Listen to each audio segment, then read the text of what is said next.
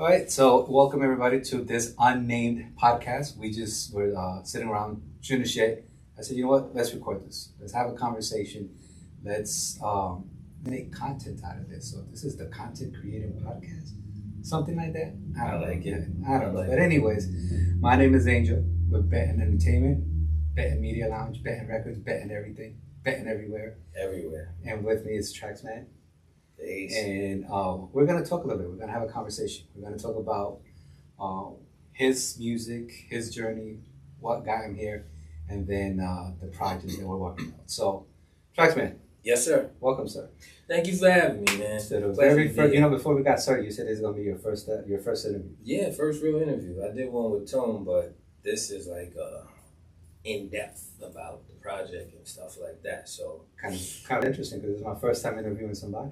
Just off the window like this. Just have a conversation. I'm always somebody's guinea pig. I don't know why. All right, well, let's get started. Yes, First sir. of all, Yes, sir. how'd you come up with the name TraxxMann? Truthfully? No, lie to me. All right.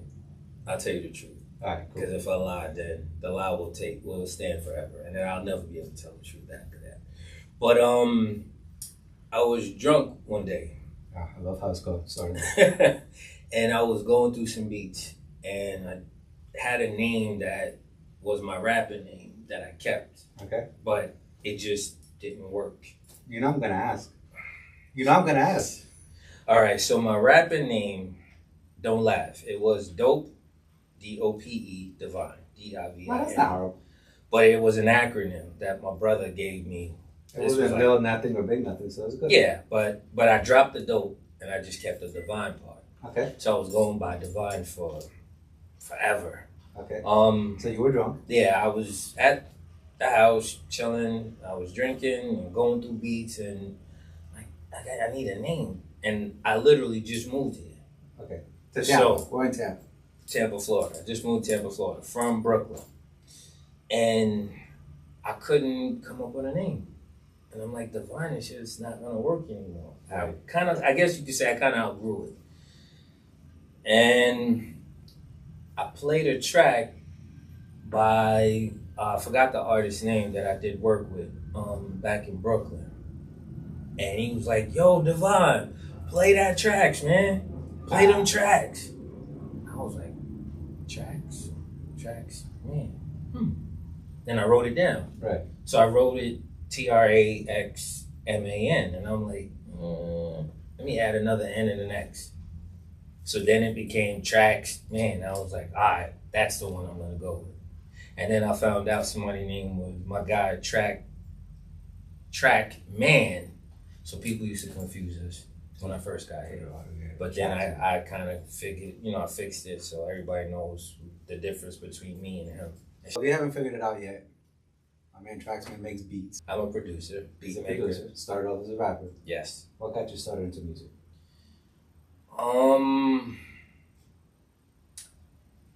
Bro, I've always been into music as a kid. Like, as far back as I can remember, I was always into music. So as a child, Yeah. you run around the house singing. I was singing anything my mother was playing. Yeah. I was singing. Do you remember some of the stuff your mom would play? My moms would play everything from gospel. She's Jamaican, so it was reggae music, R&B, jazz. No hip hop though. Right. Hip hop was not allowed in the house at all. So you were a rebel. I tell you a story. My mom's might kill me after she hears this story, right? So I don't remember exactly how old I was, but I was old enough to know better, right? She had a Bible booklet that when you opened it up, it had cassettes in it. I guess it was like all Bible lessons. Okay. Okay. Okay. You know where I'm going, right? Okay. So I had figured out the tissue, putting it in those holes, and it made you record over what was on there. Right.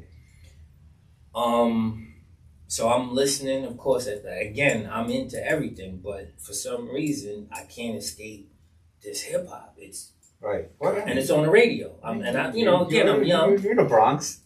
So, like, all right, cool. one night, I put a tape in, put the tissue in the top part, record over a complete Bible tape, right? And now when she's not home, I get to listen to it. But when she's home, of course, I can't hear it. Right. And my mother she never really had company or anything, especially people from the church. Right. One day, she decides she's going to have 10, 15 people come to the house. Oh, no. And they're going to go do her Bible album. I didn't know. And I had 4 tapes full of music at that point. So I'm in my room and I start hearing Run DMC. And in my mind as a kid, I'm like, oh, mom's finally accepted hip hop. No. She went to play one of the Bible verses or whatever, and Run DMC is blaring through the speakers. How was the whooping? See, back then, the worst thing you could tell a kid was you can't go outside. Oh, yeah. Take my TV, take my game. Just when you say I can't go, that was the worst because I was always outside. I got my ass whooped, and I was on punishment for a month. That felt like 40 years. Yeah. Did you just record off of the radio? Yeah, straight off the radio. Like the mixtape? Like the mix or just the regular? Yeah? Of course, straight off the radio. Yeah. So there wasn't any cursing or anything because, they bleeped it or whatever. But it was the fact that I knew hip-hop at that point wasn't allowed in the house. Yeah. Now, what I will say my mom's did, and I love her to this day for what she did. When I got off punishment, the day after my punishment was up, she took me to the record store and bought me my first vinyl. What was it? Fat Boys. Ah, nice. I forgot the name of the album that it was. It was the Fat Boys. And I wore that album out. Like, I played it non-stop. Was that the one that had disorderly conduct on it? No. It was... The human beatbox. It was their... I think it was the first... It was either the first... It was self-titled, so it would have had to have been the Fat Boys. Fat Boys, yeah. It was that one. Yeah. I remember the color. It was black. I think it was gold or yellow. One of those. Yeah, there was yellow in there. It was that album. I remember. So, and I played that. And then, of course, I'm a beatbox guy now all of a sudden. So, but that's like my first real super introduction to music. And since then, there's no time where I don't have music around me. Do you remember when you started writing rhymes? I was... Like, you remember that process? You remember, like, yes. Was it just like freestyle off the top of your head, or did you actually... No, I wrote. What happened, and most rappers and real MCs pretty much all have, like, similar stories. Somebody you listen to over and over, you write down their lyrics. Right. You perform their lyrics as if they're yours, right. And then you started coming into your own. Right. So who was that person for you? Oh, man, there was a few. You talking Craig G, Master Ace, Lord Finesse, Big Daddy Kane, Coogee Rap, Rakim, KRS-One. I mean, it was a bunch of people. It was there. I get it. And I was scared of them because there was no way I was ever going to be able to rap like these dudes. You know what I mean? Like, as a kid writing, you want to be the best. Right. But I'm listening to Big Daddy Kane like, there's no way. Lord Finesse, I can't put words together like that and make it sound smooth. No way. Turns out I did have a niche for writing. So along the way, Divine made a song. Yes. My very first song was called This Is What Dope Means. Ah, the acronym. Yes. I gotta ask. The acronym is... Oh, what was it? Listy's gonna kill me, my brother. Hold on. Dope on Providing Evidence. That was the acronym. Nice. So it was kind of weird that the name was Dope, but Dope Provide... That's what he gave me. And my very first song I wrote was This Is What Dope Means. In the building we lived in Coney Island, Brooklyn, there were a group of dudes downstairs that used to make music and stuff. They heard me rap one day, and they said, yo, come to the house, let's record something. They put on a break beat, Mm-hmm. and I rapped, "This is what dope means." That's all I knew at that point. Right. And it was crazy. It was good. It was dope for that time. But it pissed my brother off because before he was making beats, right? He's not like my blood brother, but that's my brother. That's your brother. And when he was younger, he recorded, he did a few things. And he said, "Yo, it's dope, but you ain't never rapping on nobody else's beats from this point going forward." Right? Yeah. And years later, I understood it. But again, at that point, I was like, "What? Did you hear what I just did?" He's like, "Nah, it's good. Never again." He wanted to produce you. Yeah. And he became my producer. He produced everything that I ever rapped on. Every single beat. I co-produced a little. Right. But he did majority bulk of the work. How long did you rap for? I say from 13, I think it was about 13 or 14. Shit, till almost somewhere in my 20s. Yeah. You ever battle rap?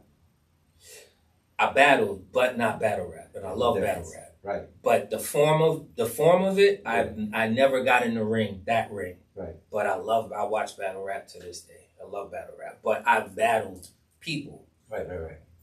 What we used to call battle rap, basically, it was just making sure you had verses on deck. Let me ask you, so along the way, Mm-hmm. you're going through, life is life and you're doing your thing. Mm-hmm. Do you ever want to give up? Yes. Plenty of times. Sucks, doesn't it? Plenty of times. Music is like... It won't let you go. Now it's like that toxic chick, right? Yeah. Just when you overheard, she sends you a message at 3 o'clock in the morning, what you doing? And reels you right back in. And you're there. Yeah. There was a time where I did quit. Like, I didn't do anything. Right. And one of my other brothers who passed away, he's another reason why I'm still doing music. He hit me up like, "Yo, what you been doing?" "Nothing. I'm done with music. I can't stand it. It's too much." Like, Yeah. Now I'm kind of into girls a little bit, and I'm running around in the streets and, kind of living a little. I ain't have time for music. Right. And he was like, "Nah, you'll be back. Trust me. You're going to always come back." Was the frustration the music itself or the industry? Honestly, I didn't know the industry at that point. Okay. Right? I mean, I knew of them because, again, I'm listening to rappers on labels. Right. But the industry themselves, like that whole concept, I had no idea. It was just musically. I was frustrated. I get that. I really get that. Yeah. So it was that process. It was cool. It was painful, but I'm still here. So I do have to ask because I'm really curious. Yes, sir. How'd you end up in the Tampa Bay area? there's a lot of transplants from New York to Tampa Bay. So while still doing music, I was a cable installer in New York. Okay. And one of my best friends, my man G, we were doing cable for years.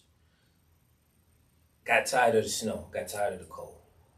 It's crazy carrying a 30-foot-2 ladder in snow. Yeah. You know what I mean? And having to run wires, and it was just too much. So we were like, "Bro, we got to go somewhere warm. Fuck this cold. Where can we go?" He was like, "Yo, what about Florida?" I'm like, "Well, shit, I don't know nobody out there. Do you?" "Nope." "All right." What year was that? Talked about it in 06, 07. Okay. And then made the move, I want to say 08, 09. What did you think of the scene in Tampa when you first got here, the music scene? I wanted to go back home. I'm not gonna lie. Tampa, I love y'all, but what's this cowbell shit? I wanted to go back home. I mean, first and foremost, when I got here, we set everything up before we got here. Right. The job situation, apartments, and everything. Right. So when we got here, all we had to do was pay the people, move in, start work, probably that next week or whatever. Right. But as we were living in Clearwater, as we're driving that Clearwater Bridge, one side of the road looked like a Disney movie. Beautiful. The other side of the road looked like Armageddon. It's like, what the hell, bro? Turn this truck around. I'm not living in this shit. Are you crazy? So that was the first thing that kind of threw me off. But then I got a customer service job. Still was doing music, but I didn't know anybody really. And then I met my artist SB at work. Okay. We started chopping it up, and he told me he raps, and I was like, well, shit, I make beats, you know. And his first question was, well, you know, I looked at him like, the fuck you mean? Hell yeah, I'm nice. And I kind of threw him off, but he's from Harlem, so he understood, you know, why I responded like that. Well, like you should have responded like that. Anything else is not acceptable. Yeah, like what kind of question is that? But he took me to my first event, and I think it was at one of H's events, if I'm not mistaken. Shout out H. Yeah, man. Shout out my brother H. Love you, dog. And at first I was like, this is a joke, right? You're joking. He's like, nah, bro, like this is, I'm like, bro, I'm not the greatest in the world, and I'm far from it, but nah, this can't be it. We were whack, huh? Not. Is that what you're saying? I don't want to say y'all were whack. I don't want to say that. It was just a different experience musically for me. Because again, sonics in my ears have to meet. There's a special meeting place for that. And it was just like random noise and people screaming, rapping over their vocals. Some were even singing over their vocals. And I'm like, I said, nah, I'm not gonna make it out here. I won't survive. So let's open up parentheses right here real quick and take it back a little bit and go to where you made that transition from rapping to making beats. I'm real curious about that. How did that happen?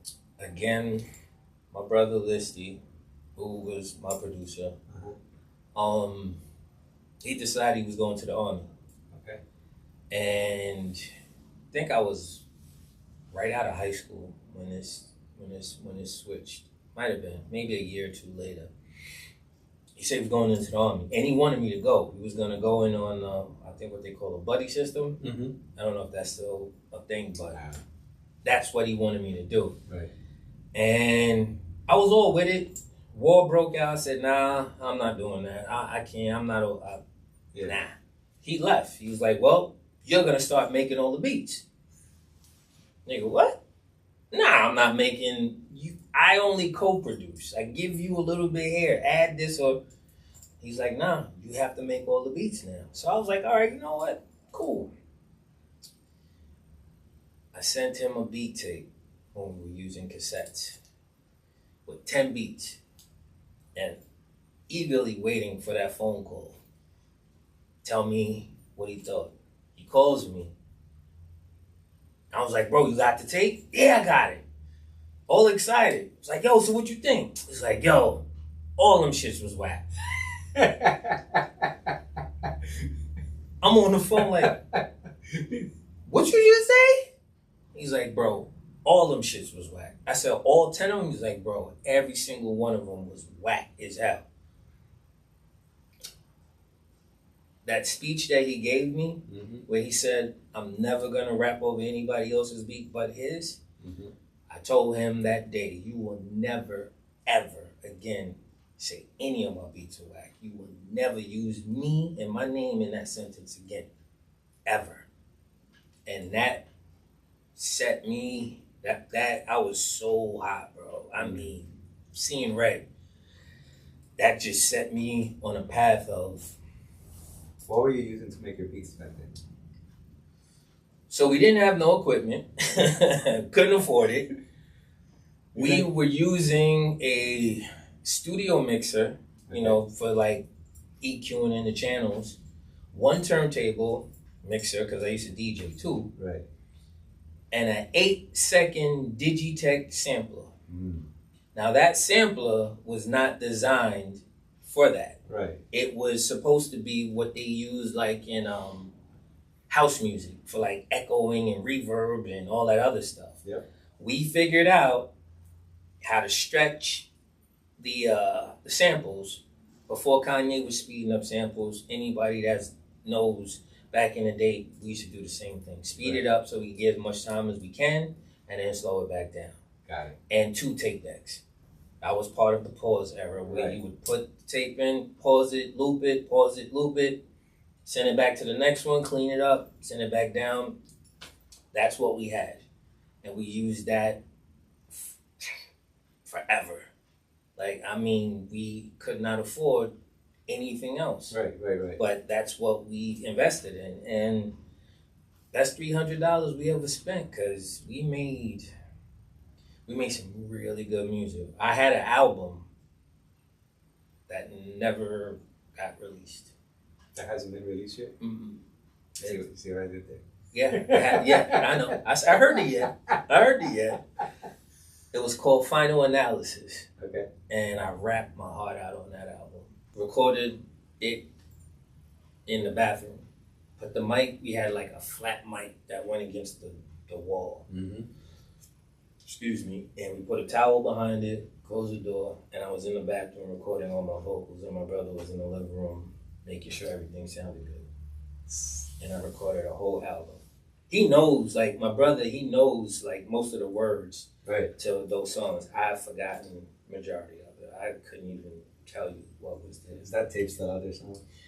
One of us has it, yes. He gave me a box of cassettes, and that I have to go through. So I'm almost certain it's in there. It's in there somewhere. Yeah. So you've seen the shit come around, like. Yeah. Because, I mean, you went from the tape to AI. Yes. We're going to touch on AI in a little bit. But I want to go back to, so you got here, you're working your job, you met your homeboy, SB. Yes, sir. Took you to the first show, and you find yourself in Tampa Bay with a whole different type of sound. Yes. And you're different than everybody else. Yes.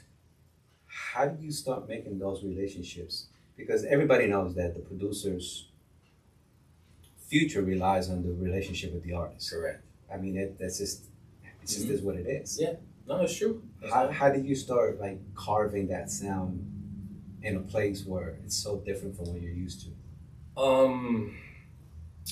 Be honest, I always,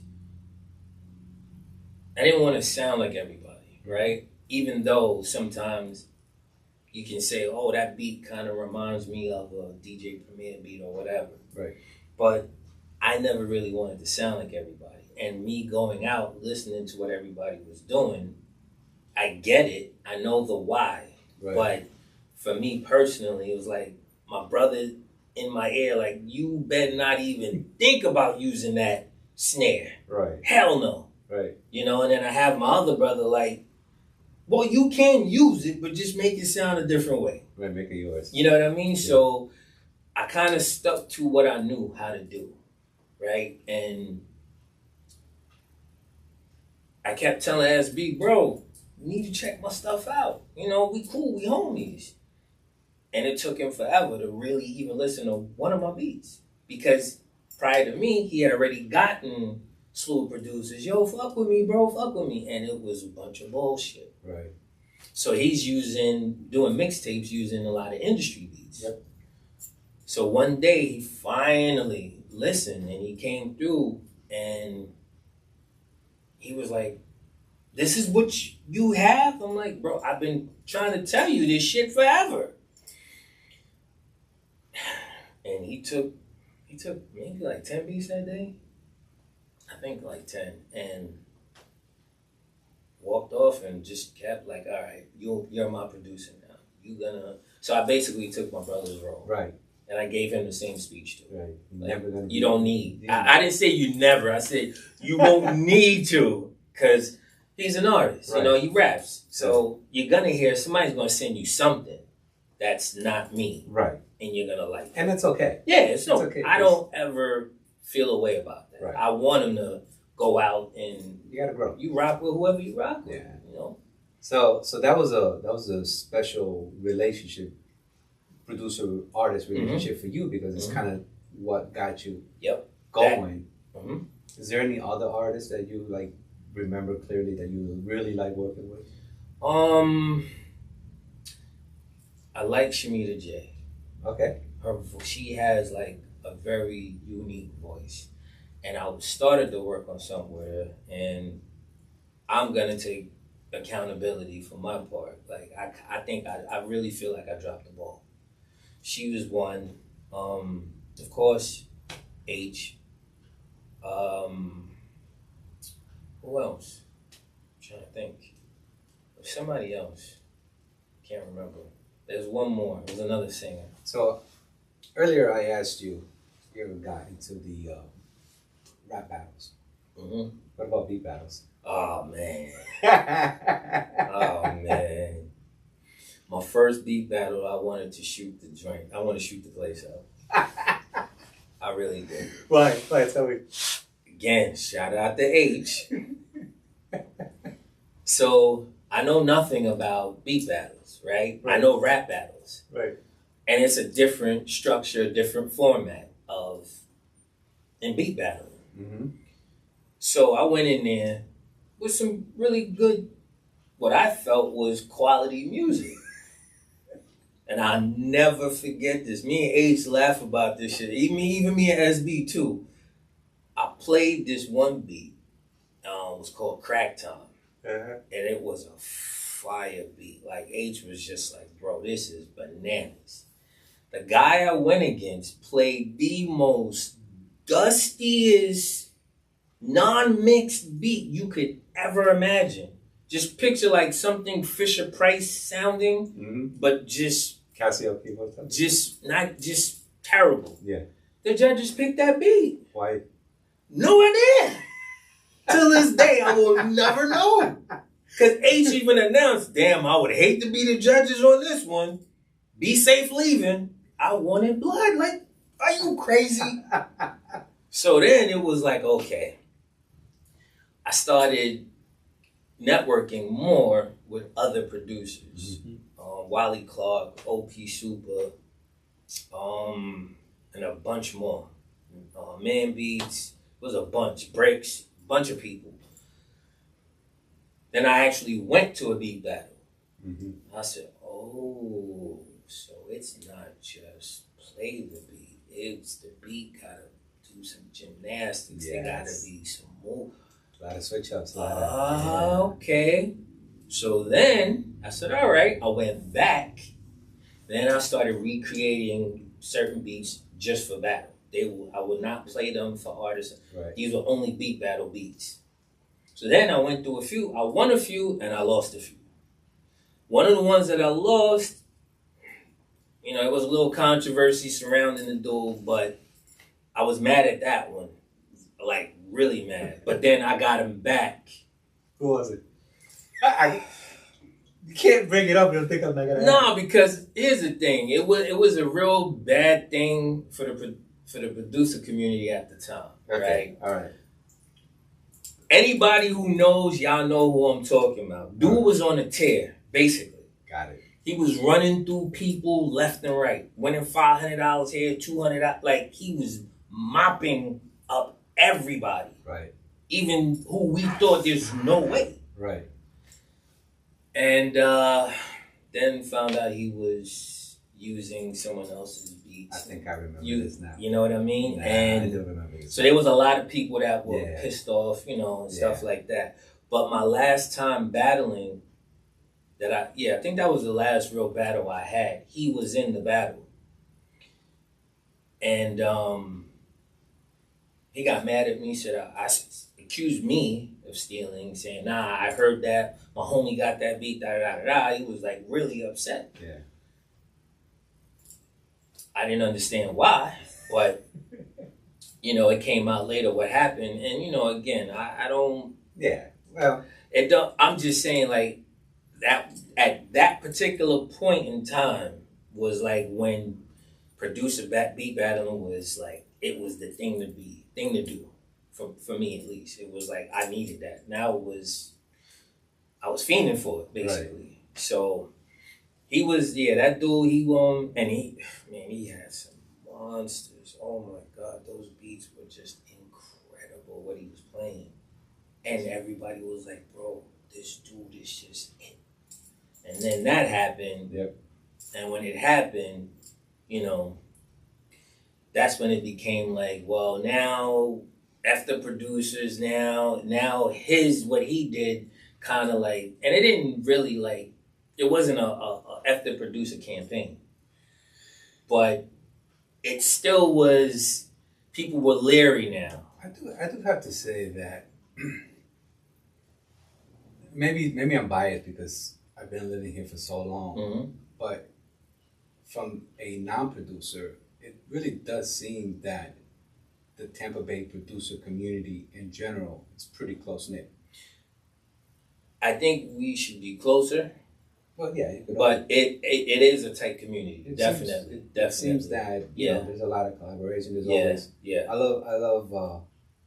I love when you have like two producers meet for the first time because the conversations to me are always so funny. Yes. So what do you use? Right. That's always the first question. I don't care about nothing else. What you use? What you use? It's always and that's usually that's the yo what's up in producer lingo. And then there's camps, right? What you use, and then I use Ableton, or I use FL Studio, or I use Pro Tools. So it really. My second favorite thing about, especially when y'all listening to beats, is when you hear a particular sample. Mm-hmm. Where'd that sample come from? Where's the sample from? And that's tough Japanese. So, I love what you did to that sample. Yeah. And then a lot of other producer communities, that's frowned upon. Yeah. You're not supposed to ask the producer like where you But I see it happening within the Tampa producers a lot. I like the friendly competition. Absolutely. I like the trash talking. Yeah, all the time. It makes it fun. Not just fun, but I think it also helps everybody grow. Because when you ask that question with that, I like that sample. Where'd that come from? Yeah. It just, everybody kind of collaborating. Maybe you're not working together at that particular moment, but it helps. Because now, like when you were hearing old dude that was playing somebody else's beat, it made you elevate. Yeah. Oh, absolutely. Because I want to do better than that. Exactly. And for me, I would say that a lot of producers, especially here, that I've met throughout the years, we exchange ideas. We exchange samples. I've gotten samples from Bricks, from Wally, from OP, from a bunch of people. Mm-hmm. It's more of a camaraderie. We're still arch nemesis, right? But there is a level of respect, right, between us. I talk shit to every single one of my producer friends all the time, right? There's some of them I would never battle, but I talk shit to them.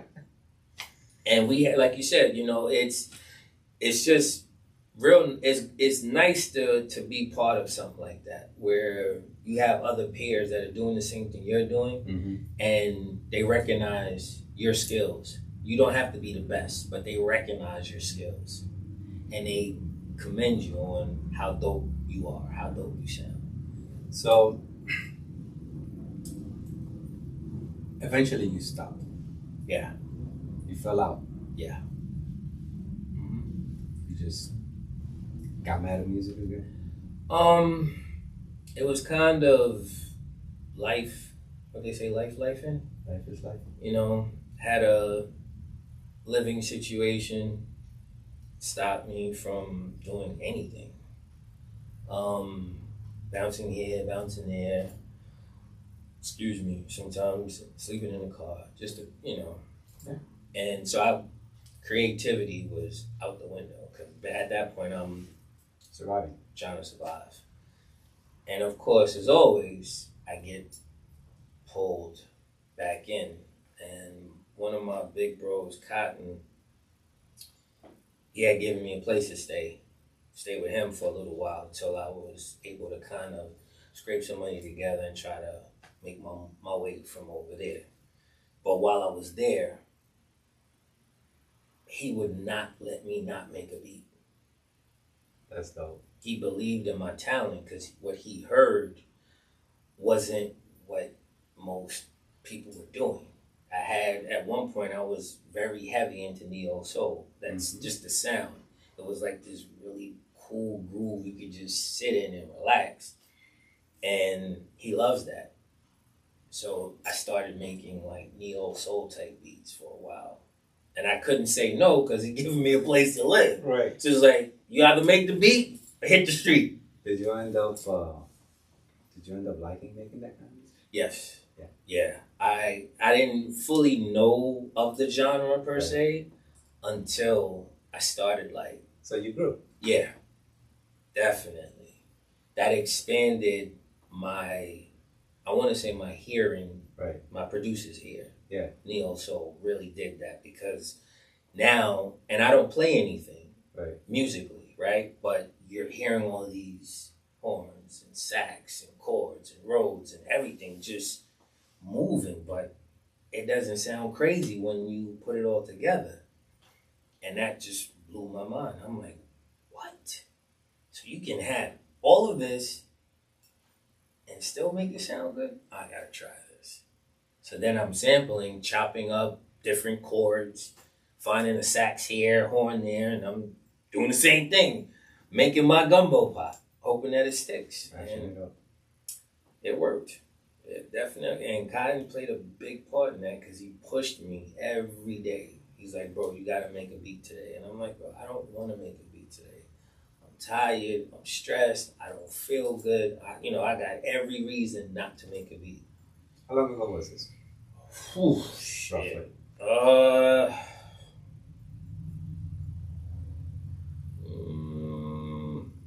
What year was that? Maybe 2012?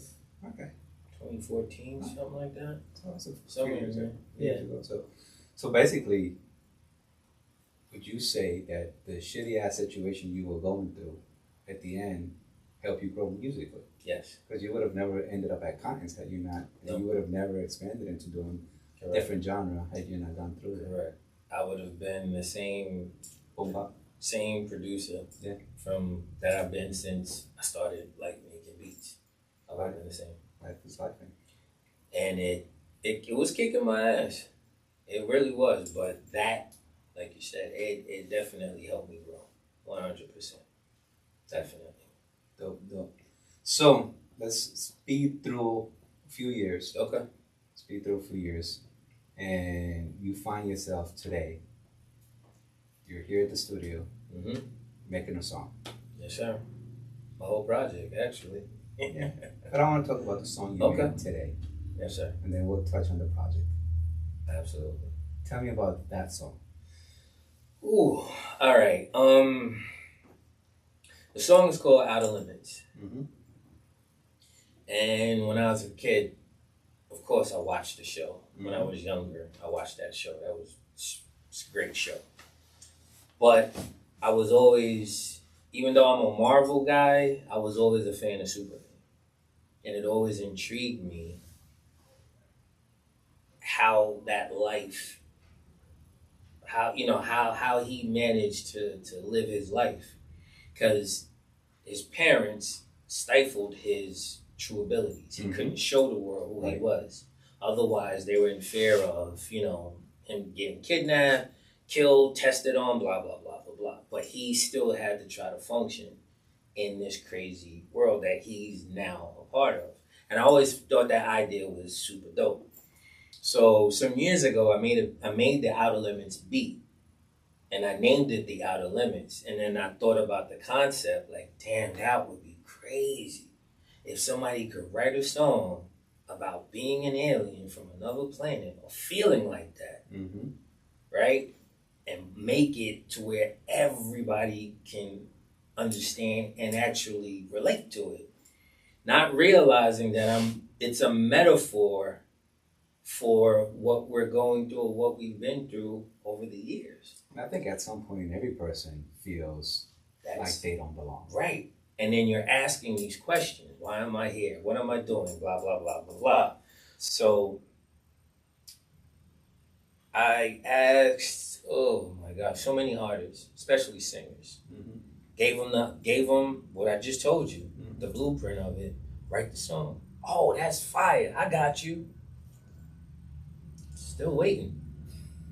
Song never got done until recently. And man, it's one of, and I don't like a lot of my stuff, to be honest. I really don't. some of it I'm like, yeah, but a lot of it I don't really. I'm not. I could tell you for sure that what I heard today was super dope. Thank you, sir. I greatly appreciate super that. dope. I appreciate that. And Outer Limits is Yes. one of how many songs? It's a total of 5 songs. 5 songs in Yes. the project. Yes. A total of 5 songs in your new project. Mm-hmm. What's the name of the project? It's called the C.H.R.I.S Project, and that's an acronym. Tell me why it's called the C.H.R.I.S Project. Oof. All right, this is a tough one, but it's named after my son who passed away in 2021, and I believe he was 20 at the time when he passed. Okay.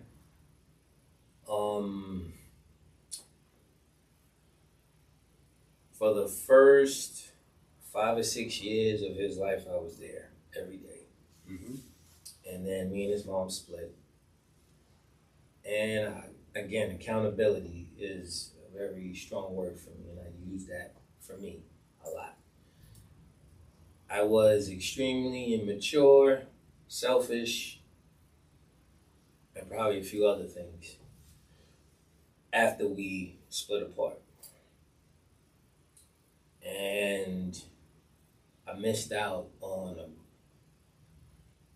good chunk of his life when he needed me the most. I was fighting my own battles because I wasn't taught how to cope. I wasn't taught how to deal with certain things. So, again, not knowing, I'm thinking, whatever. Not to him, but just to my situation. Right. Fast forward, his mother reached out to me, said he was going through a tough time, that she didn't know what else to do.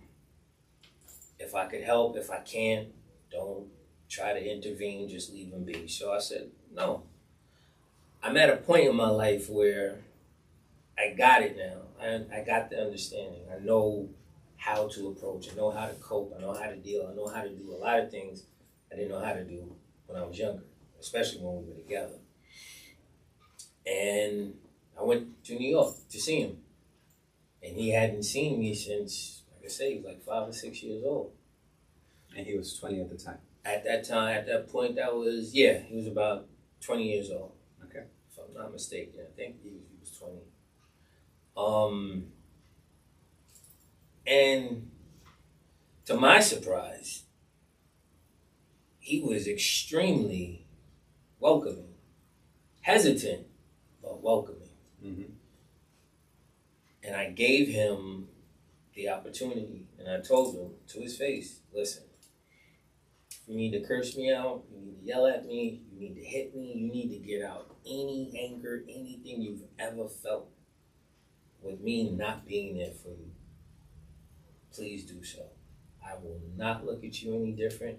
I'm not going to shun you. I'm ready to receive it. Do you think that was more for you or for him? I think it was for both of us. Okay.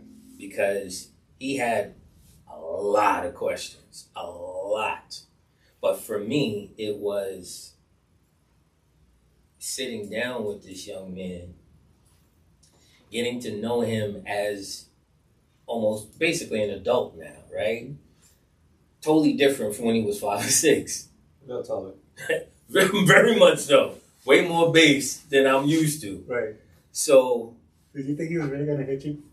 I didn't know what to expect. I'm being honest. I didn't know what to expect, but I needed him to understand what I was saying, that whatever it is, I'm in a position to receive it. I am not going to fight you and tell you any kind of story that makes me look great, because I wasn't. Right. That's me taking accountability. So we talked. That day we went and got pizza. We sat down, we talked. I think we stayed in New York, I want to say maybe for a week or two. And we hung out. I took him to meet some of the family he doesn't remember meeting. And it was a great time, you know, and we really started bonding. Did you see any resemblance of yourself in him? Yes, a lot. He's stubborn to that dude. So stubborn, man, and quick witted. Right. I mean, he's super quick. He's very, very, very, very intelligent. Way more intelligent than I could ever imagine being. Right. Quick story. The last time I saw him was during Christmas. He came to visit, and I think I sent Bricks the picture too. We were in the living room playing Monopoly. And I just randomly said, you know what, son, let's see how smart you really are. Without no calculator. Add up all the money, add up everything on the board right now. And this kid, no lie, sat there, closed his eyes, twitched a little, came back with the number. I said, all right, cool. Of course, I'm not that smart. Grab my calculator. Now I'm going down to the last number, sir. Wow. He gave me the exact number of what was on the board. Kind of want to make you take him to the casino. Man, I was tempted. I was tempted. But, you know, it was mind-blowing to see that. And I was so proud at that moment, like, wow. But I was sad, too, because I missed the development of that. Yeah. You know what I mean? Yeah. So it was like a bittersweet moment. And, you know, we talked, we text, and we were really, you know, getting to know each other really well. We had a bond, you know. And then I got the phone call, you know, his mother said he's missing. And Chris was a high-functioning autistic kid. Mm-hmm. He never really, in New York, you know, we have buses and trains, the whole transit system. He's never really been on the transit system. His mother pretty much drove him back and forth to school. Sometimes he'd get on a bus, but for the school bus. But for the most part, he doesn't go out. Anywhere he wanted to go, she pretty much would take him. But somehow or another, he walked up out of the house and never came back. Where were you when you received that phone call? I was here in Florida. I was in my bedroom. Nighttime? Daytime. Daytime. Yeah, because he left the house, I want to say, maybe like 2, 3 o'clock in the morning. Again, super rare for him. And, you know, a lot of people say, well, you know, autistic kids, they like the water, this, that, and the third. Not at 2, 3 in the morning. Yeah. Mm-hmm. I mean, he did like the water, but he's, again, to my knowledge, he's never been by himself in any capacity like that. Right. She's always there or close by supervising. So when she told me that, I'm like, what do you mean he's missing? He's not home. Did he say anything to you? Did he call you? No, I haven't heard from him. The last conversation I had with him, we were talking about him adulting. He told me, Dad, I want to start adulting. Like, I want to start getting out on my own. I'm just afraid to fail. And my thing to him was, since I know more than I want to know about failing, you have to fail. Yeah. That's part of the process. That's the only way, It's the only way you learn. It's the only way. And trust me, your dad has done plenty of learning in his lifetime, failing. But, you know, I got to that point where I could explain it to him. And he was okay with that. So eventually you received the bad news that he has passed on. Mm-hmm. And I don't think anyone wants to imagine what it feels like to lose a child. I think that's every parent's worst nightmare. Yes, sir. It absolutely scares the hell Yeah. out of everybody. It does. Out of everybody. It definitely does. And I don't want to dwell in where you must have been, right? Because I don't think unless you've been in that situation, you can't even... It's hard to comprehend. You can't even begin to comprehend, right? It put me in one of the darkest places I've ever been in my life.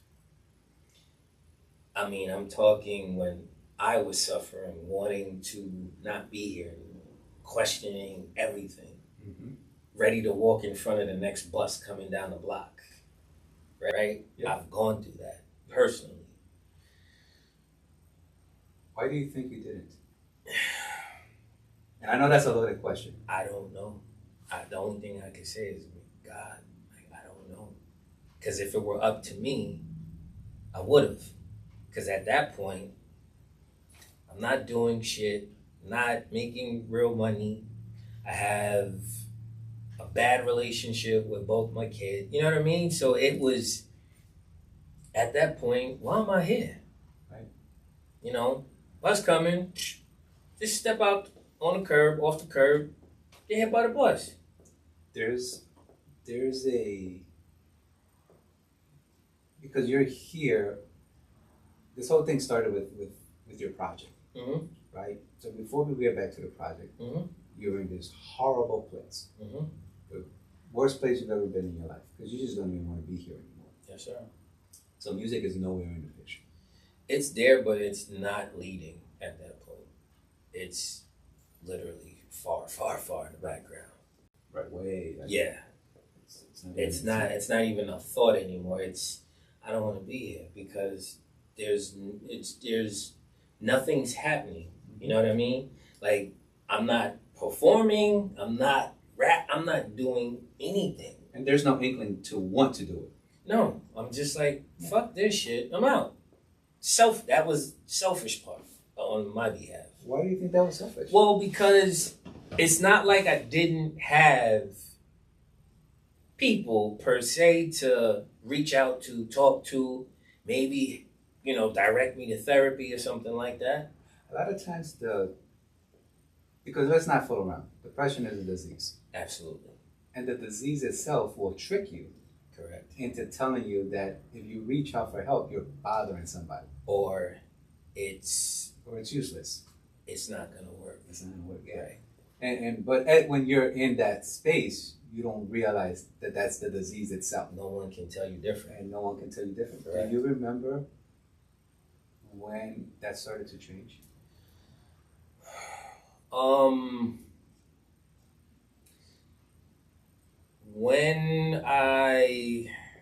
Let me see. After me feeling like this, because this was back in 2021, you said.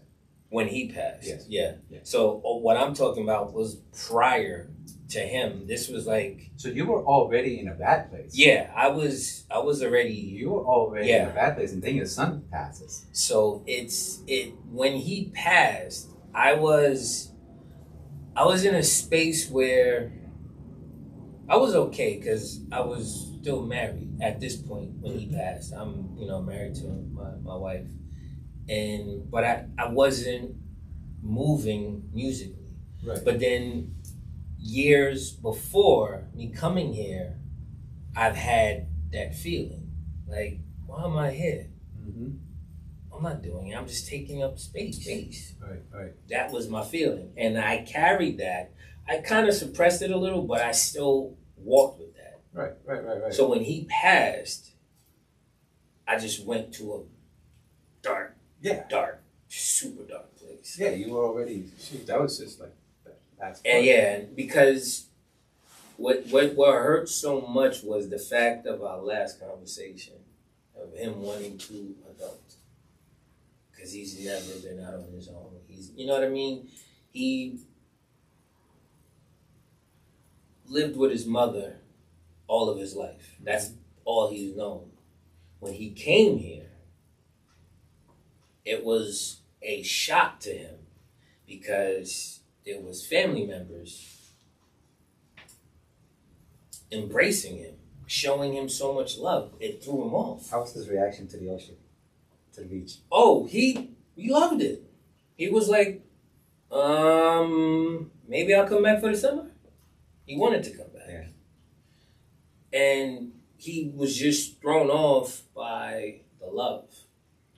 And he'd even ask me, like, Dad, they don't know me. How can they say they love me? I'm like, son, you're part of me. They've known you since you got here. You might not remember them. Right. And I'm showing him pictures of when he was younger with his cousins. All laughing, joking. He came here for the summer and he hung out. They went swimming. He had a good time. And I know what he went through not remembering because of trauma hitting him so hard that it just blocked so much of the good times he's had. And like I said, we would talk, and I opened up to him about a lot because he asked me why, what happened with his mother, so forth and so on, and I just told him, I'm gonna tell you my part that I hold myself accountable. I can't speak for your mother. You have to ask her. But for your dad, and I just ran down the list for him, and I was brutally honest with him. No, wasn't hiding anything. It wasn't for me to make myself look good. I needed him just to know the truth, my truth. That's it. And however you feel after that, no hard feelings. I might sound like an asshole saying silver lining, right? Mm-hmm. But at least you got to tell them that. Yes. They're now. You're not wrong for that, and you're not the first person to tell me that, right? Yeah. Because I did get to have some actual fun with this kid. Yeah. You know what I mean? Yeah. He's not a real hat person. I bought him a hat. You can't be my son and don't have a Yankee hat. Come on now. You know what I mean? Yeah. I bought him a nice Invicta watch because I love Invicta watches. I bought him one. Like, I got to do certain things with him. Got to spend time, me and him, time, which, again, I missed out on. Right. And not a day goes by that I don't live in regret of that. And I hold myself, but I also hold my parents, their parents, because it was never taught to talk. Mm-hmm. It was always keep everything in, especially if you're a man. Are you trying to change that? I've been in therapy since a little before he passed, 2018. Been in therapy. Yeah. And you're obviously out here talking about yes, just growth. Yes, I've grown a lot since a lot. When did you get the? Well, before I ask this question, Mm-hmm. What is the acronym of C.H.R.I.S stand for? Changes heal real insecurities. Shine. Okay. When did the idea of putting a project together to honor your son come to be? In a dream. In a dream? Yes. That's interesting. In a lot of my dreams, I don't remember. Right. To be honest. Of course, you remember the nightmares. Right. But I had a dream that of me and him talking. And in the dream, I couldn't stop crying because I felt bad, like I robbed him, like I was robbed as a kid of that fatherly bond that he deserved, right? And he's talking, Dad, I forgave you when I told you I forgive you. You explained a lot. A lot of things made sense that never made sense, that my mom couldn't explain because she didn't know. The only person that knew is you, because you were going through it, and she didn't know everything. So the dream, I promised him that I would say his name at least once a day, and then I'm going to do something special for him. I didn't know what exactly, but I knew I wanted to do something special for him. And right before I woke up, literally, right before I woke up, he said, make me a beat. No lie. Wow. Make me a beat. And you made him a beat. I made him a whole project. Not just a beat. Before that dream, how was your relationship with music? I was kind of okay. I wasn't in a super bad place musically. Yeah. I was okay. I was still frustrated with the artists here, but I was all right. I was okay. Wasn't too bad. So you were You're in an okay place. You Mm-hmm. have a dream. Your son says to you, make me a beat. Make me a beat. You make him a project. Yes. You make him so many beats. Mm-hmm. And now you got to put words to those beats. Yes, sir. And you go to your phone, to your Rolodex, Mm-hmm. and you reach out. I reach out to a lot of people that It's okay. Talk about it. A lot of people I rock with musically. Okay. And I spoke to everybody and told them what the project is about, what I'm trying to do.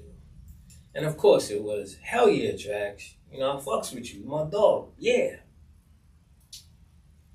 It didn't play out that way. A year later, I got back one song.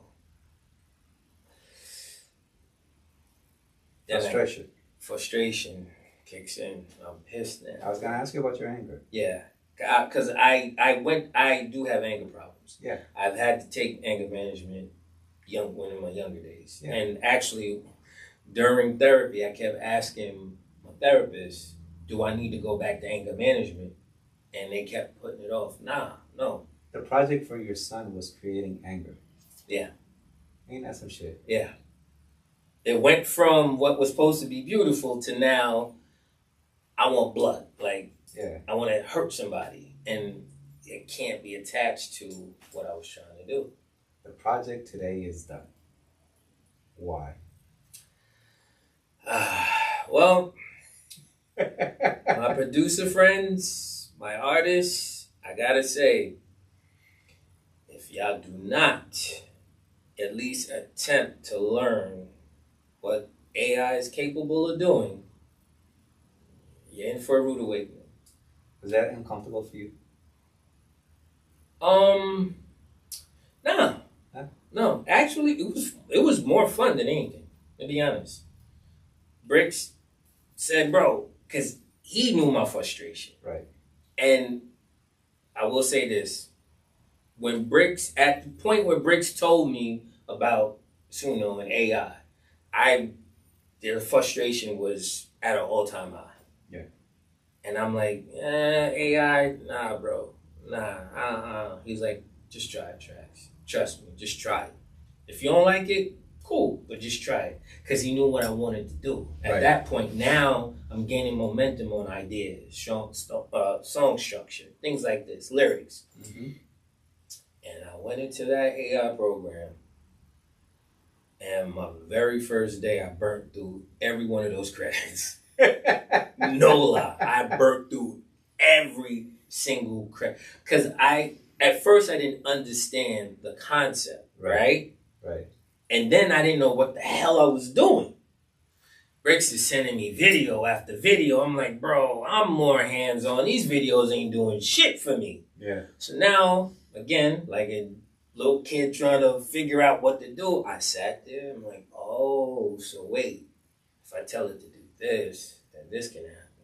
All right, cool. I have an idea for a song. And then it spit out the song. So just to clarify, Mm-hmm.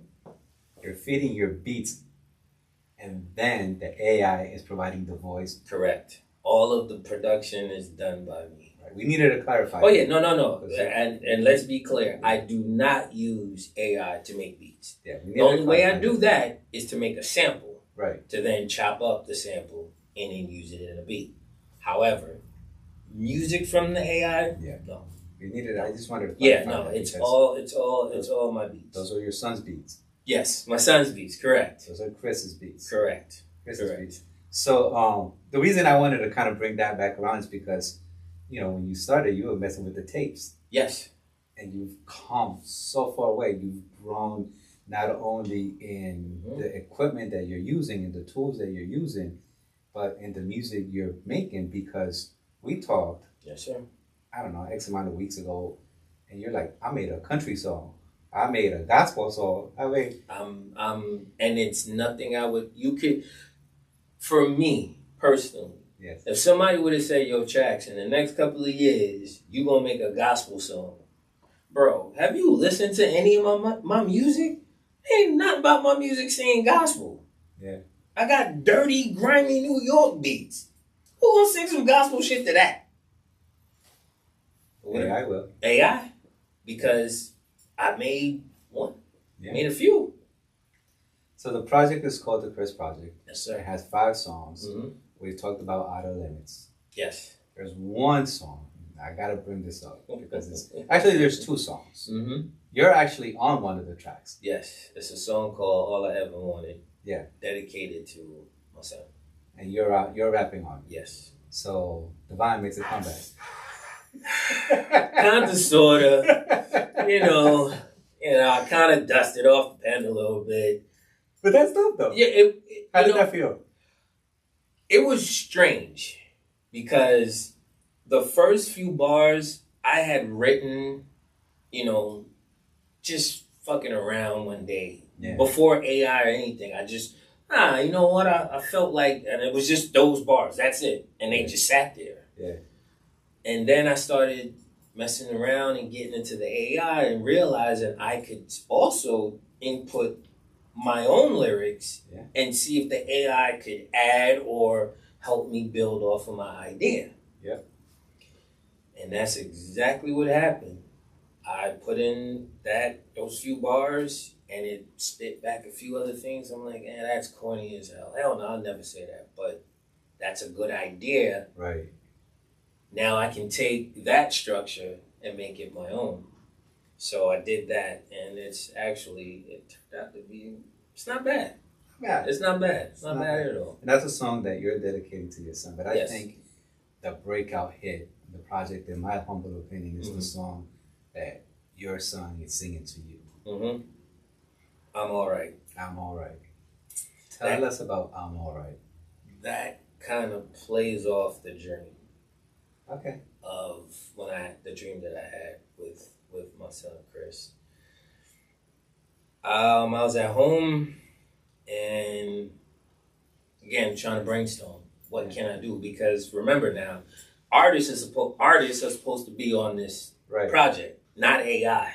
Right. So now I'm having to take all of these ideas and try to get the AI to do what I'm asking it to do. Right. And since, I didn't get back any songs or anything, I said, well, I need a song from him, though. Wouldn't that be cool? Yeah. Now, that's me talking to myself. Right. And, well, what would he say? What kind of message could he possibly tell you that's going to sound good, make you feel good, right? And also, what if there's somebody else that's going through this? How would the message convey to them? How could you get this message to them? So sat there for a while, and for a while. Again, burning through credits. Finally, I just started typing. And I got the first verse done. And it was more in rap form than singing. Mm-hmm. But when I told the AI, I want, whatever prompt it was, deep baritone, blah, blah, blah, blah, blah. Sing it in this style, da, da, da, da, da. It spit out a few rappers at first, but then it started getting to the singers. And then I heard the voice, and I said, oh, shit, that's the one. Then I went back in to finish the song. So the thing about I'm All Right is that it's a song from someone who has passed away. Yes. Telling their surviving relatives that they're all right. That I'm okay. I'm in a better place. I'm in a better place. I'm in a better place. Yes. And something that has a sad undertone is so positive. Right. Because the message in the song, it's one of those songs that is relatable to every single person. Like what we talked about. Mm-hmm. Our vision for the video and stuff like that. That song sings to everybody. And that's my personal connection that I don't know if it's all I have left, but that's just a connection song for me and him. I think what should be what we should take away from this, right, is that just like when your brother went off to the service to war, you elevated and ended up making beats because that could not have been cool for your brother to leave. I was pissed. And then you get so excited and tell him a tape and he tells you it's crap. Terrible. That couldn't have been good. You were pissed. Exactly. Right? Yeah. You find yourself in a city that you don't necessarily like. Mm-hmm. You met SB, and that elevated you. So then you find yourself homeless. You end up at Cotton's place and start making neo soul. Yes, sir. Unfortunately, you lose your son. Yeah. And something as beautiful as I'm Alright comes out. And if there's anything that should be taken from this conversation, I think is that sometimes good shit comes out of crap shit. Very true. Right? Like, yeah. I'm a living example of that. I'm Alright is a beautiful piece of work. Thank you, sir. And I think that thank you. In the long run, it's going to touch a whole lot of people. I think the whole project, the whole body of work, right. Anyone who stops to listen to it from beginning to end is going to get it. And I think you've done an excellent job at getting that message out there, and you've done your son. Thank you. A great honor. I appreciate that because I'm going to be honest, man. I didn't think it was going to happen. I'm going to be honest. I really didn't. I wanted it to happen. Right? So bad. I'm excited. All these artists that I really rock with. Oh my gosh, boy, I'm about to do something Tampa ain't never seen. I'm about to have this one, that one, that one. These two do a song together. I got the title, I got the concept, and then for it just flatlined. Something bad gave you something good. And I had to turn around again, right? Hit the reset button and figure out what am I going to do next. Well, I hope that hopefully you never have, life does what it does. But, But whenever you come across that situation, you kind of remember your history. Oh, I have way better coping skills now than back then. Now, I can maneuver through things a certain way now, because. So let's go ahead and wrap this up. Tell the people when the project is going to be released. May 24th on Chris's birthday. All right. So y'all already know. Saturday, May 24th. Yes. Go to your streaming services. Look for TraxxMann, the C.H.R.I.S project. Play the shit out of it. Yes. Tell your people about it.